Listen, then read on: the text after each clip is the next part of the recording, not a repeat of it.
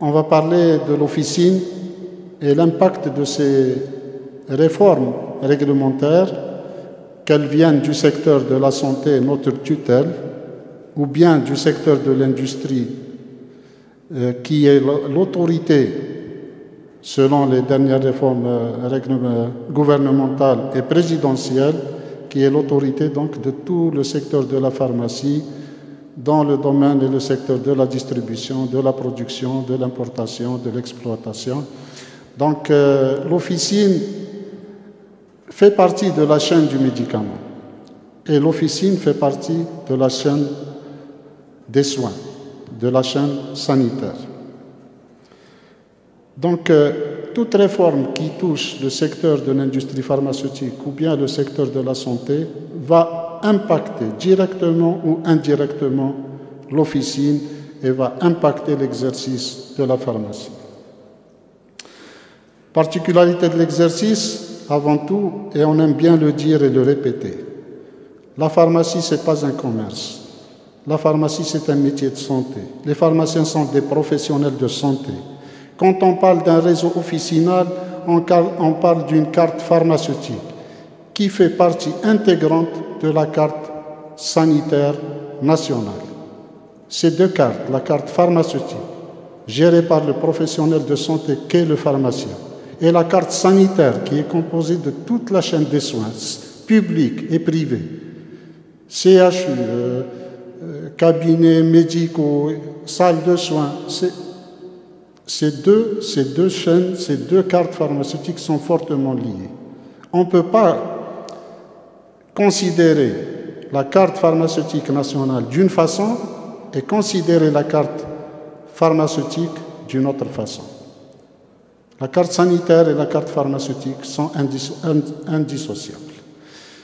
C'est pour ça que dans le monde entier, il y a des notions pour l'implantation et l'installation des officines pharmaceutiques selon des règles sanitaires en adéquation avec les besoins réels sanitaires de la population et en équilibre et en adéquation avec la carte sanitaire. On ne peut pas traiter le pharmacien comme un commerçant et le dissocier du reste du système de santé.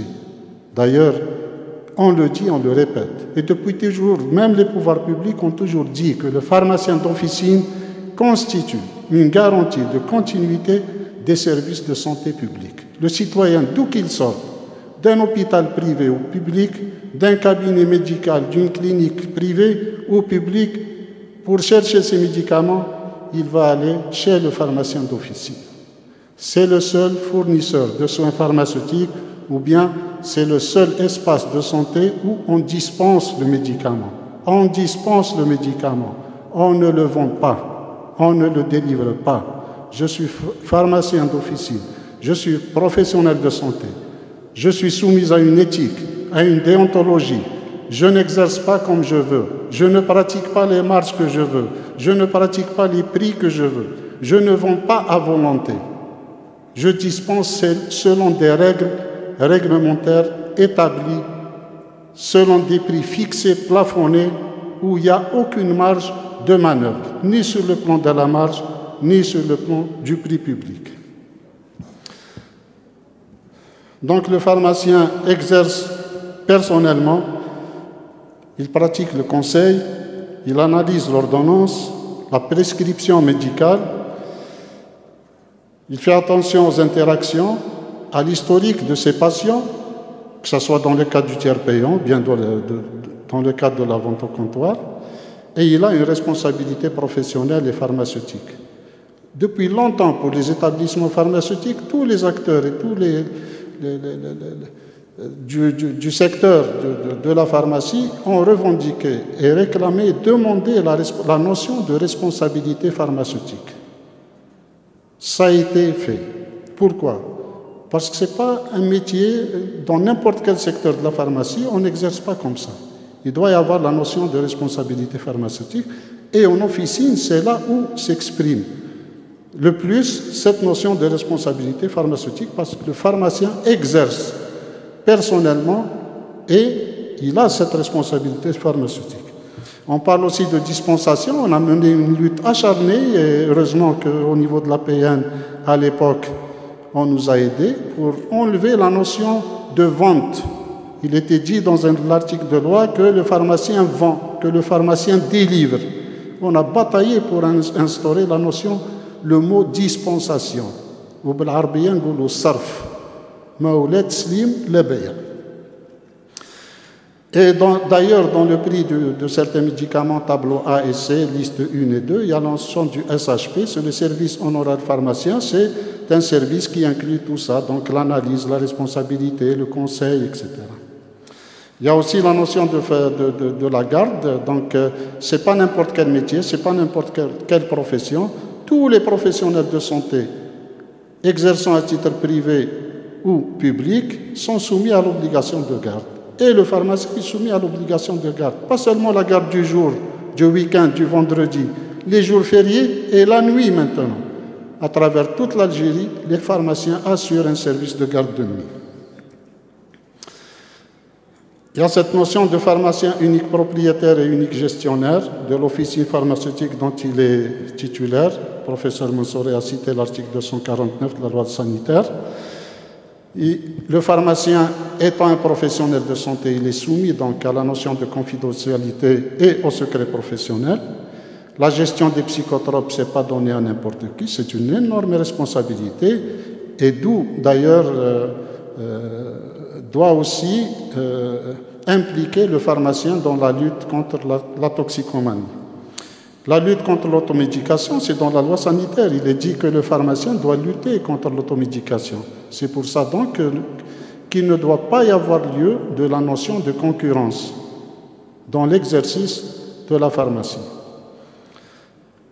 La dispensation sans ordonnance, malgré ça, donc les autorités, donc je rappelle l'épisode du Covid, en juin 2020, il y a eu donc un accord entre la Sécurité sociale et le ministère de la Santé pour qu'il y ait dispensation sans ordonnance pour les malades chroniques qui étaient déjà enregistrés, habitués au niveau de certaines officines. Ça aussi, donc, c'est un signe de confiance, de compétence, des aptitudes dont le pharmacien peut faire valoir. La vaccination, un énorme acquis, non seulement contre le Covid, mais également élargi au vaccin antigrippal, gratuitement.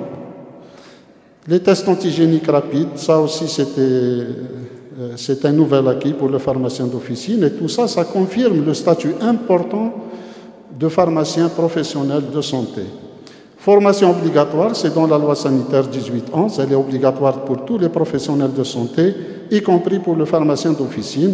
Actuellement, il y a un cycle qui est donc assuré par le ministère de la Santé depuis début février. Et nous sommes très heureux de participer en tant que pharmacien d'officine et en tant que syndicat à cette formation. Pour le moment, elle est obligatoire. Il y a des fonds spéciaux qui ont été mobilisés pour ça dans le cadre d'une coopération internationale, mais il se pourrait qu'à l'avenir, ces formations soient payantes. Le rôle de santé publique garantit, le pharmacien garantit la continuité du service public, service de santé publique, avec une répartition géographique équilibrée, assurant un service de proximité. Les officines sont très proches des citoyens, convenablement réparties. Accessibilité des citoyens au service de l'officine. On dit toujours que l'officine est un espace de santé ouvert à tous, à tout moment, sans rendez-vous et gratuitement. Carte pharmaceutique intégrée au sein de la carte sanitaire. Et la loi sanitaire depuis toujours, l'une des notions fondamentales au sein de toutes les lois sanitaires, c'est la notion de carte sanitaire. C'est une base fondamentale pour l'organisation des services de santé. Et les services de santé sont organisés en fonction des besoins réels de la population en matière de soins. On ne va pas installer un CHU n'importe où. On ne va pas installer un IRM n'importe où. On ne va pas installer un hôpital de 140 lits n'importe où. C'est en fonction des besoins réels du terrain et de la population.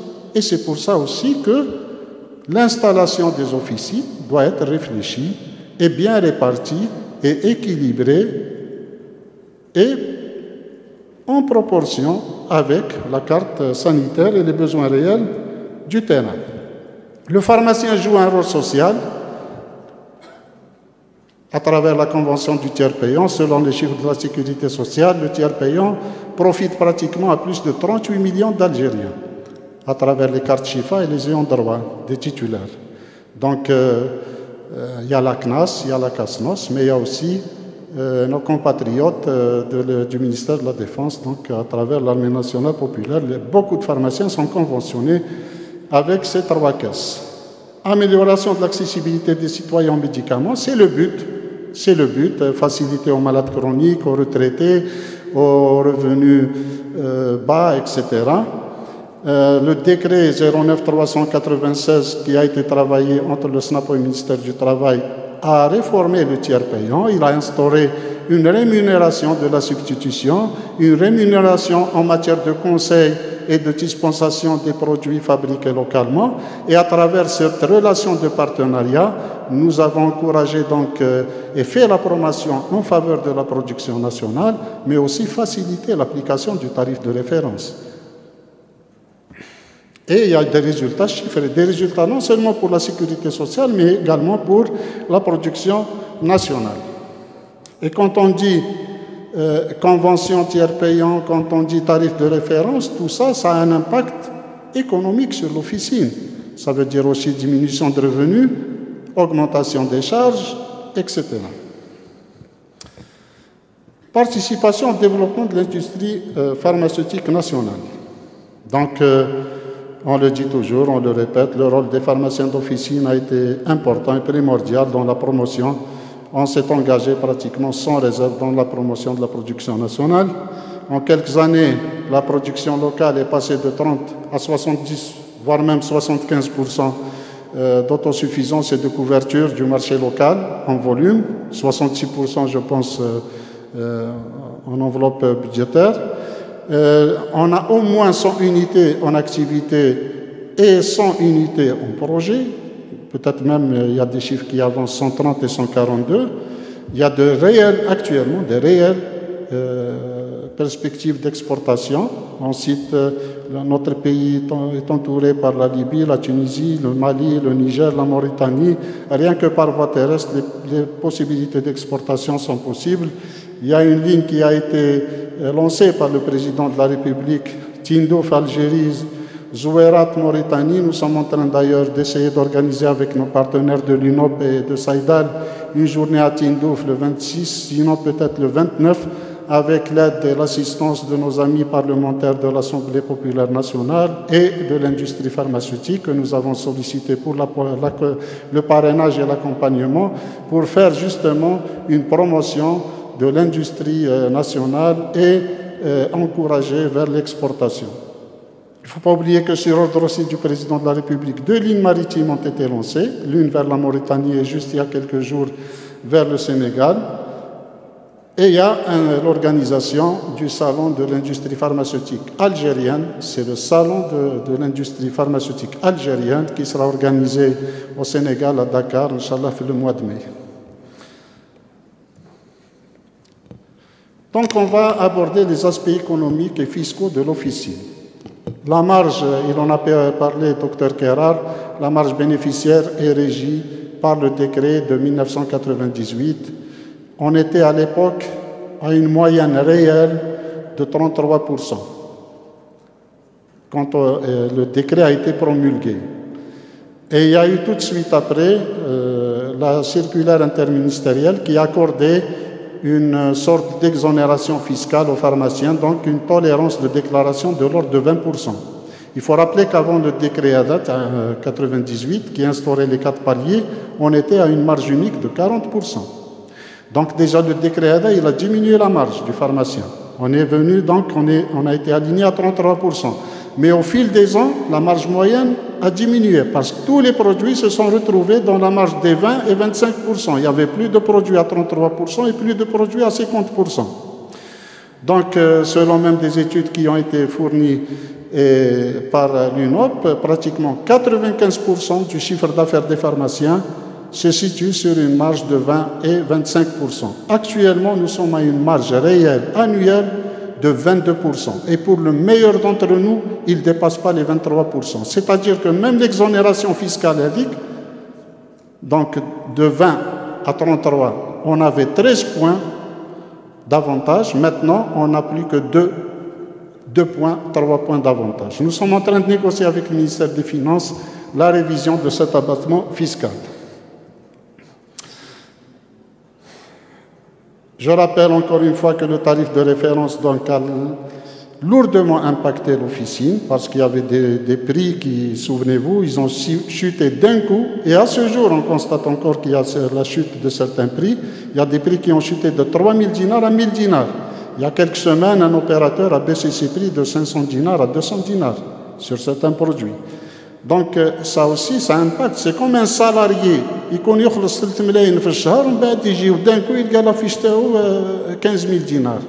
Ça a un impact, qu'on le veuille ou pas, c'est une baisse de revenus. L'engagement avec la sécurité sociale, avant le tiers payant, les pharmaciens étaient payés au comptant, tout de suite.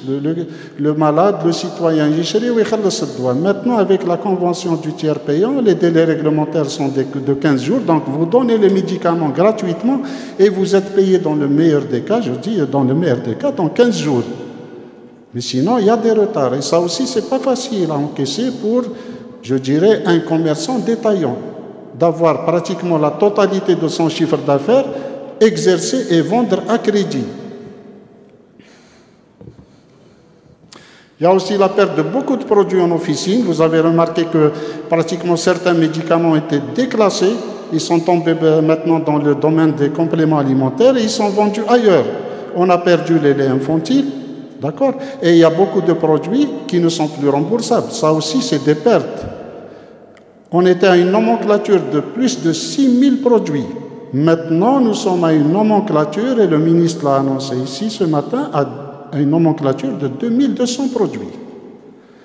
Donc ça, ou bien c'est des produits abandonnés à la production, ou bien à l'importation, ou bien carrément qui échappent désormais à l'officine.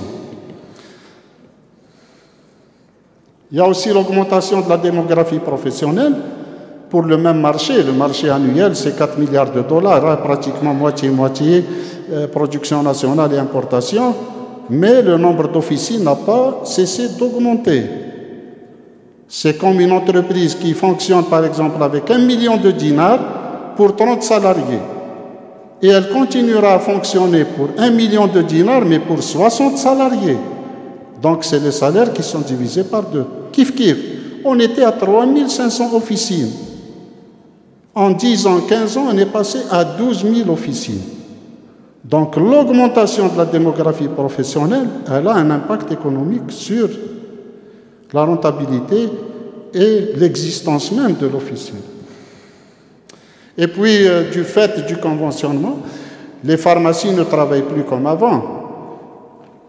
Auparavant, quand il n'y avait pas de convention, une officine, pour le même chiffre d'affaires, par exemple, de 30 millions de dinars, pouvait fonctionner avec 2 employés.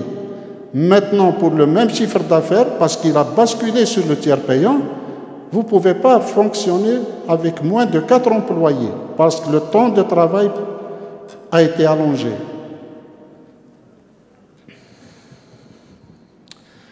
Donc, les réformes pour nous, donc les réformes concernant l'industrie pharmaceutique, il y a eu donc un impact sur les prix, parce que quel est l'intérêt de la production nationale? Quel est l'intérêt du générique?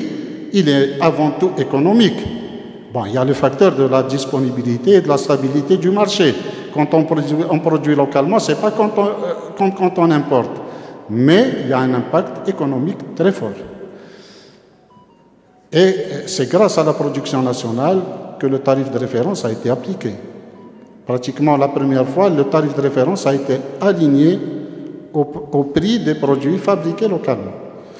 Les réformes sur la sécurité sociale, donc élargissement du tiers payant, toute notre clientèle a basculé du paiement cash vers un achat avec crédit et paiement a posteriori différé, avec donc toutes les conséquences que nous avons déjà citées. Et maintenant, l'officine doit travailler avec des PC, avec des connexions Internet professionnelles, plus de personnel, plus de consommation de matériel, d'outillage, de consommables, etc., etc. Donc, et pour pratiquement le même volume de travail en matière économique et financière. Les réformes sanitaires, Donc, désormais, puisqu'on est en train de l'annoncer, d'en parler, on doit fonctionner avec un personnel formé. Et ce n'est pas de la faute des pharmaciens d'officine s'ils n'ont pas dans leur personnel un personnel formé. Il n'y a pas de formation. Il n'y a jamais eu de formation pour l'officine de personnel formé.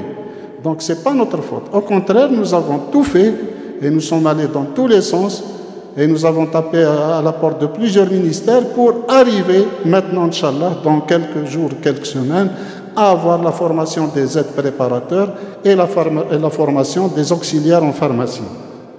Et ça aussi, donc c'est bien pour l'image, pour le niveau, pour la qualité du service, mais ça aussi, ça aura un impact financier inévitable.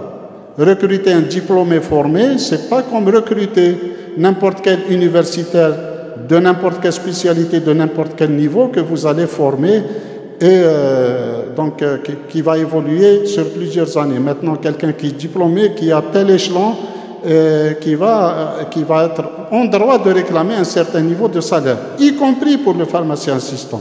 On a toujours demandé à ce qu'il y ait un pharmacien assistant. Depuis 2000 qu'on a participé à tous les projets de loi sanitaire, ce n'est qu'en 2018 que l'ancrage juridique a été introduit au niveau de la loi sanitaire. Et maintenant aussi, nous sommes en train de travailler en commission avec le ministère de la Santé pour le texte du pharmacien assistant. Le pharmacien assistant, c'est un pharmacien, c'est un docteur en pharmacie qui nécessitera aussi un salaire de niveau, c'est un confrère.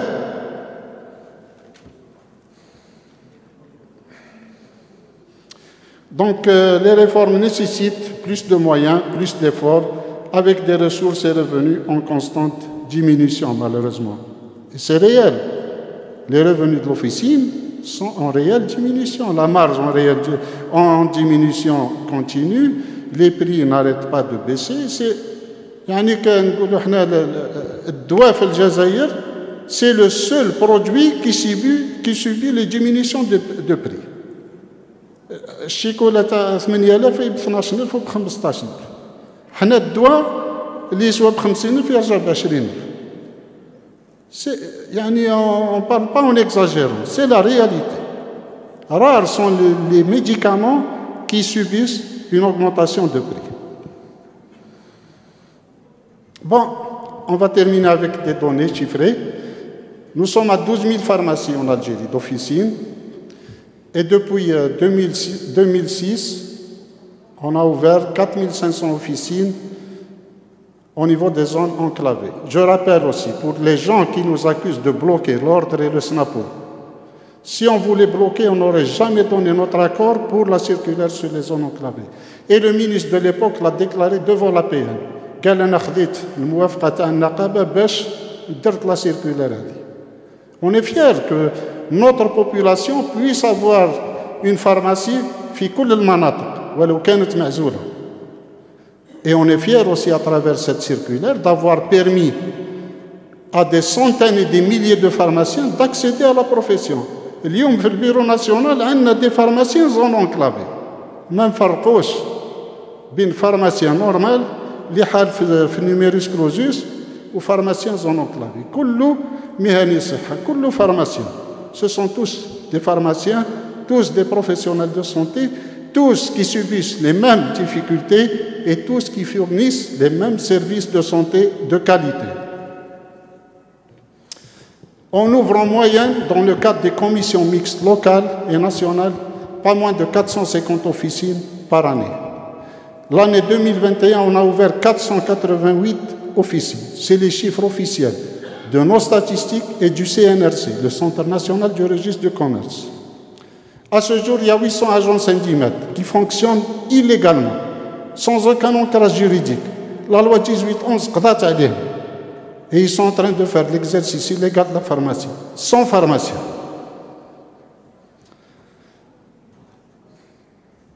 Donc nous sommes à une moyenne d'une pharmacie pour 3500 habitants. Et on a basé nos statistiques sur une population de 45 millions d'habitants. Donc ceci prouve également que les pharmaciens d'officine ont fait des concessions, que le syndicat et l'ordre ont fait des concessions. Ils ont collaboré, ils ont adhéré à l'ouverture des officines. Parce que si on n'avait pas adhéré, on ne serait pas à ce ratio de 1 pour 3005 parce que la norme, c'est 1 pour 5000. En 2021, selon les chiffres officiels du CNRC, 172 officines ont fermé. Bien sûr, il y a les cas de décès, il y a les cas de cession, mais il y a aussi l'exercice est devenu très difficile. Très difficile, vu toutes les contraintes. واحد كي يكبر يعود ما يقدرش يخدم. Il faut être fort, jeune, dynamique pour garder sa clientèle, pour avoir des produits, pour... الناس غلبت عاد تبيع. الناس كرهت عاد تبيع. Donc احنا البيع هذا تاع لي فارماسي سي tout à fait normal. C'est la notion du fonds de commerce. واش عنده الفارماسي؟ عنده fonds de commerce. C'est institué dans le code du commerce. C'est dans l'article 249 de la loi sanitaire. Pharmacien unique propriétaire, unique gestionnaire, dans la loi sanitaire, du fonds de commerce de l'officine pharmaceutique dont il est titulaire. حقي. الفارماسيان كي يغلب يروح للترات عنده الحق يبيع الفون دو كوميرس تاعو. سي با ان ترافيك ماهوش بزنيس يبيع مرة في حياته.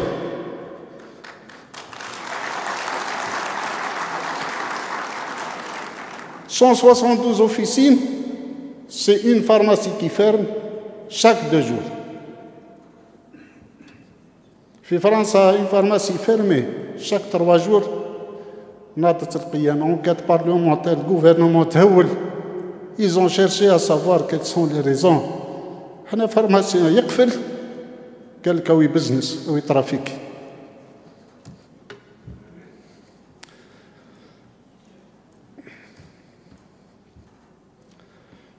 Prévision de diplômés pour 2022, la Hiberk, c'est une richesse pour notre pays. Mais l'officine ne peut pas être la solution pour résorber tous les diplômés. قداش عندنا 10 ou 11 facultés. Si chaque année on forme 2000 pharmaciens diplômés, est-ce qu'ils doivent tous aller vers l'officine? Est-ce que les pharmaciens d'officine vont recruter tous chaque année un pharmacien assistant? كاين pharmacien يخدم وحده ما عندوش إمكانيات يدير موظف. Donc c'est pour ça qu'il faut rester raisonnable et rationnel.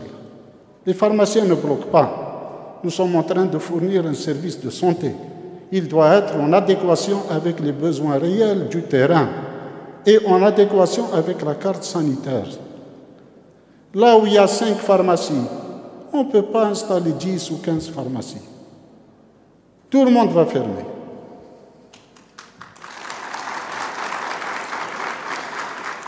Quelques chiffres réels. Le marché de ville, c'est en produits pharmaceutiques, c'est 478 milliards. C'est les chiffres de nos amis de l'UNOP et de IQVIA. Pratiquement 37 millions de dinars par officine. وهنا ثاني كاينه قاعده دوليه في الاقتصاد يقول لك 20% détiennent 80%. C'est pas toutes les pharmacies qui ont 37 millions. كاين بالك 30% qui sont dans le forfait. Ils sont dans moins de 30 millions de dinars. كاين ما يديرش 7 millions de dinars par année.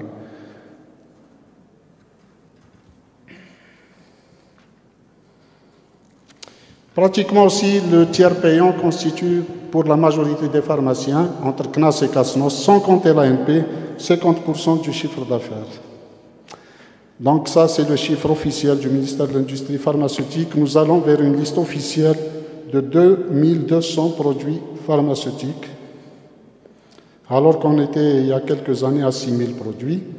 Bon, il y avait beaucoup de produits qui étaient supprimés de la nomenclature et plus permis à l'importation, mais qui figuraient pendant des années sur la liste de la nomenclature nationale. Donc, le pharmacien, pour nous, est un incontournable acteur de santé pluridisciplinaire avec des actions multidimensionnelles. Le pharmacien se distingue par le conseil, le contact direct avec le malade, la proximité de l'officine et du service assuré en faveur des citoyens, où qu'ils soient. L'officine n'est pas un espace commercial, mais un espace de santé de premier ordre. Il procède à la dispensation des pharmaciens. Un produit dont les prix, le médicament donc à la dispensation du médicament, un produit dont les prix et marges sont fortement réglementés, fixés, contrôlés et plafonnés. C'est un professionnel de santé bien formé et bien informé grâce à un réseau de communication, grâce à notre conseil de l'ordre, grâce à notre syndicat, mais aussi grâce à la sécurité sociale, parce qu'on travaille avec son logiciel. On est bien au courant de ce qui est commercialisé, de ce qui est remboursé, de ce qui n'est pas remboursé, de ce qui est sorti du remboursement. Le pharmacien joue un rôle majeur au sein de la chaîne du médicament par sa participation à la pharmacovigilance, sa participation au système de contrôle et de garantie de la qualité des produits pharmaceutiques, un rôle très important dans la traçabilité et la veille stratégique et de la disponibilité, un rôle prouvé et convenablement assumé. C'est un professionnel de santé avec son syndicat au service des citoyens et de la santé publique. شعار النقابة الصيدلي في خدمة الصحة والمواطن. Pharmacien défenseur et promoteur de la production nationale qui constitue une garantie de stabilité du marché et de la disponibilité des médicaments avec une indépendance par rapport au marché extérieur et un impact direct et positif et économique sur la facture globale du médicament, de l'importation et de la sécurité sociale. La production nationale a besoin d'un tissu officinal bien réparti géographiquement à travers le territoire national. Un réseau officinal bien structuré et stable, constitué d'officines solvables et pérennes économiquement. Nous devons éviter toute mesure risquant de provoquer une déstructuration ou une dérégulation du tissu officinal et constituant un facteur de risque et de fragilisation pour l'économie et la pérennité de l'officine. La filière pharmaceutique, production, distribution, officine, est un enchaînement indissociable. Toute mesure déstabilisant un secteur va impacter directement tous les autres secteurs. Et s'agissant du médicament, il y aura inévitablement un impact sur le système de santé et les besoins de santé de nos concitoyens. Merci de votre attention.